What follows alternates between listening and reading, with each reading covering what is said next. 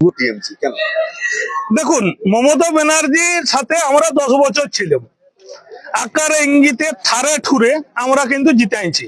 স্বপ্ন দেখাইছিল মমতা ব্যানার্জি, স্বপ্ন দেখাইছিল যে কুর্মীকে তার আত্মপরিচিতি ফিরাই দিবে, এসটি করে দিবে। আমরা এত রেল টেকা ডহর ঠেকা জিগির জিটা গবচন করার পরেও দেখা গেল যে মমতা ব্যানার্জি সরকার কিন্তু আমাদের জন্য কিছু করবে না। তাই আমরা সিদ্ধান্ত নিতে বাধ্য হয়েছি নো ভোট টু মমতা এবং নো ভোট টু তৃণমূল। কারণ হচ্ছে এত অত্যাচার, এত নিপীড়ন। আপনারা যদি দেখেন এই জঙ্গলমহলে কর্মীদেরকে একদম যেভাবে অত্যাচার চালাইছে মমতা ব্যানার্জি সরকার, তার মানে ব্রিটিশ পিরিয়ডেও হয়তো এত অত্যাচারিত হয়। আগামী নির্বাচনে যাতে তৃণমূলকে উৎখাত করা যায় তার জন্য একটা দীর্ঘ আলোচনা হলো। এই আলোচনার নির্যাস আমাদের মাননীয় নেতৃত্ব অজিত প্রসাদ মাহাতো উনি বলে দিয়েছেন যে এই তৃণমূলকে আমরা জঙ্গলমহল থেকে মুছে দিব, কারণ 36টা সিটে আমরা নির্ণায়ক ক্ষমতায় আছি। তার মধ্যে বাঁকুড়া জেলায় আমরা মূলত 3টা বিধানসভায়, ছাতনা নিয়ে 4টে হালকার আছি। এখানে আমাদের রানীবাঁধ বিধানসভায় প্রায় 60,000 ভোটার আছে, আর রায়পুর বিধানসভায় 40,000 আছে, তালডাংরায় 15,000 আছে, আর ওখানে ছাতনায় 10,000।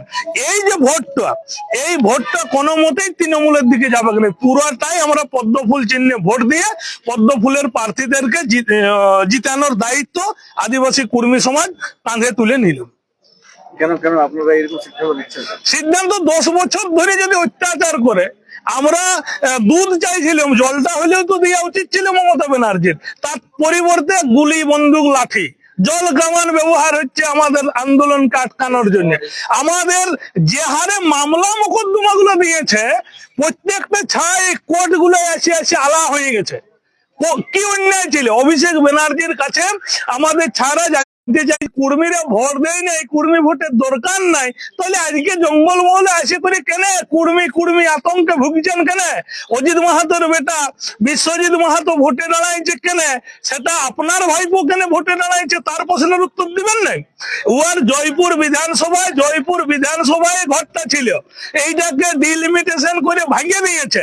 ওই আরসা ব্লককে 3টা বিধানসভায় পাঠায় নিয়েছে।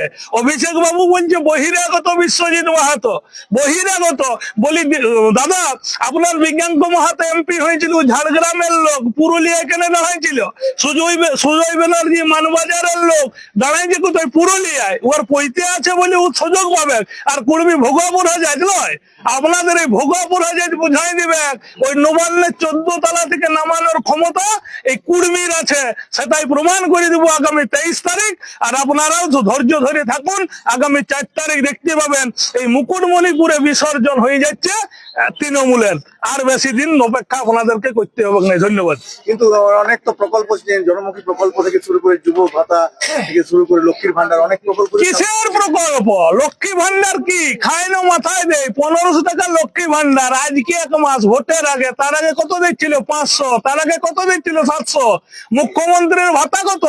83,000। তাইলে আমাদের লোকেরা দেখতে খারাপ, এদের লিপস্টিক দরকার নাই, এদের প্রশাসনিক সামগ্রী দরকার নাই, 1500 টাকায় হয়ে যাবে। 1 লিটার তেলের দাম দিদিমণি কত লয়? সরষের তেল 200 টাকা। সবকিছুই তো আছে। কন্যাশ্রী আমাদের মেয়েরাকে যদি চাকরি দেখলো আপনি বিয়ে হবে, কন্যাশ্রীর টাকায় বিয়ে করতে হবে না।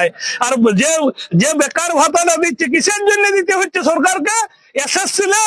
এসএসসি নিলে সবাই চাকরি পাইত, টেট নিলে সবাই চাকরি পাইত। অকর্মণ্য সরকার এইগুলা নিতে পারে নাই, টেট নিতে পারে নাই, এসএসসি নিতে পারে নাই। তার জন্য আজকে লজ্জা ঢাকাতে বেকার ভাতা দিতে হচ্ছে 1500 টাকা। লজ্জার বিষয়। এই 1500 টাকা না দিয়ে এই ছাগুলাকে 15 দিন করে কাজ দেখ, 15 দিন কাজ দেখ।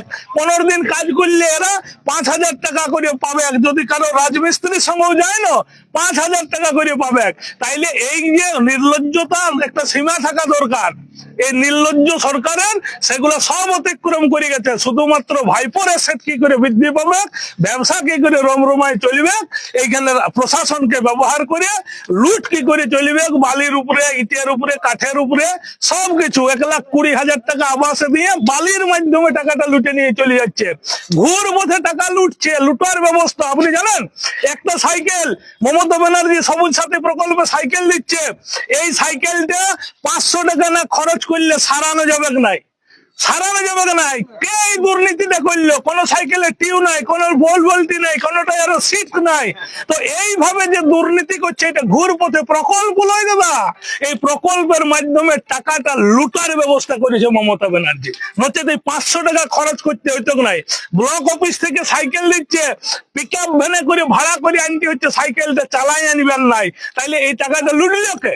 ওই যে আমাদের ভাইপো নামক পরিচিত ওই ভাইপোর নিকট আত্মীয় সেইটা টেন্ডার পাইছে, টেন্ডার, সেই টেন্ডারের টাকাটা ঘুর পথে লুটছে সাইকেলের মাধ্যমে। এগুলো আপনারা প্রকল্প ভাববেন নাই, এগুলো প্রকল্প ভাববেন নাই। এই মানুষকে টুপি পুরায় শাসন ক্ষমতায় আটকে থাকার একটা সুদৃঢ় প্রচেষ্টা মাত্র। কখনো লক্ষ্মীর ভান্ডার নামে, কখনো যুব বেকার ভাতা নামে, কখনো কন্যাশ্রী রূপশ্রীর নামে, এগুলো গালগল্প। একটা মেয়ে পড়ার পরে চাকরি পাবে তার নিশ্চয়তা মমতা ব্যানার্জির নাই। আপনি পশ্চিমবঙ্গের সমস্ত মেয়েরা নার্সিং পড়তে বেঙ্গালোরে যাইতে হচ্ছে কেন?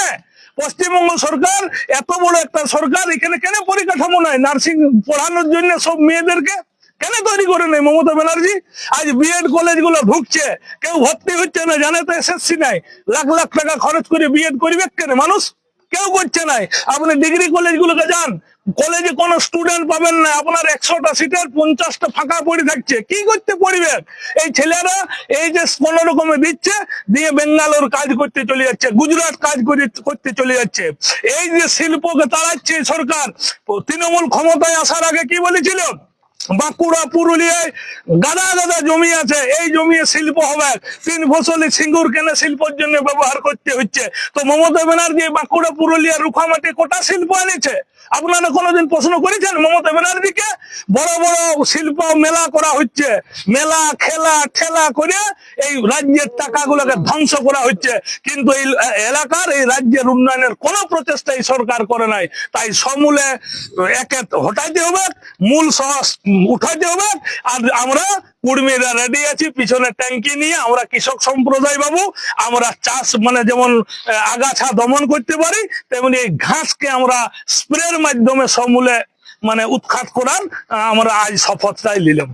আপনাদের দীর্ঘদিন দাবি ছিল যে এসি তালিকাভুক্ত হওয়ার, বিজেপির কাছ থেকে কোনো রকম নিশ্চয়তা পেয়েছেন? একদম, বিজেপি তো আমাদেরকে বলে দিয়েছে যে আমরা ডবল ইঞ্জিন সরকার আসবে। আপনাদের যে কমেন্ট জাস্টিফিকেশন যেটা দীর্ঘদিন ধরে মমতা ব্যানার্জি কপি পেস্ট মারছে, সেটা আর হবে নাই। আমরা দুইটা সরকারের মিলে আলাপ আলোচনার মাধ্যমের মধ্য দিয়ে আপনাদের যে ন্যায্য দাবি, সে দাবিটা মেটাবো। ন্যায্য দাবি এই কারণে মমতা ব্যানার্জি নিজেও বলছে কর্মীদের ন্যায্য দাবি অ্যাকসেপ্ট করছে না কেন্দ্রীয় সরকার।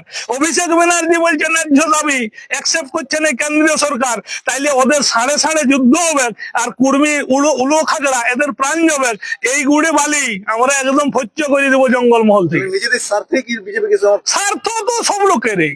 আপনি ভোট দিবেন, আপনার তো স্বার্থ আছে এলাকার উন্নয়নের জন্য। আমি ভোট দিব, আমার স্বার্থ তো আছেই। কর্মীকে এসটি করবে বলেই আমার সেই স্বার্থে ভোট দিব।